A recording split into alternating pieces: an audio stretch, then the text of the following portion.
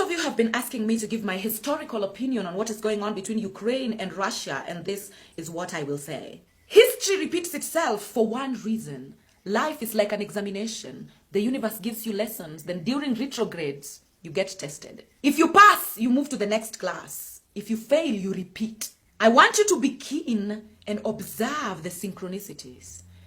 Before World War II in 1939, we had the Spanish flu in 1918 that threatened the entire world. The Spanish flu was immediately followed by the Great Depression that had the entire Europe and only one country in Africa sinking in economic crisis. The rest of Africa was not even aware that the Great Depression happened because most Africans were in the villages planting their own food and not depending on their government, so they were not affected. But in 1939, when World War II began, Africans joined in a war that had nothing to do with them, and that is where they missed the mark. More than 1 million African soldiers fought for colonial powers as their soldiers in World War II, only for them to come back home and be pushed into the reserves because their lands were gone, taken by the same colonial powers that they were fighting for. Like I told you in my video about abortion, 2022 is a different year.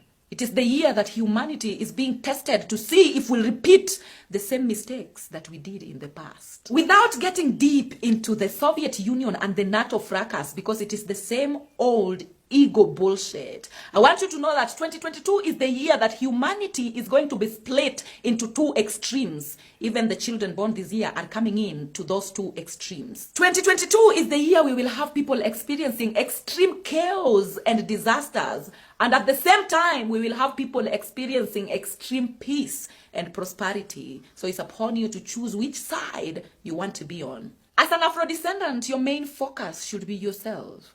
Grow your own food if you can. Grow your own products and sell them to each other if you can. Because if we handle this well this time as Afro-descendants, then Africa will rise while the whole world descend into chaos.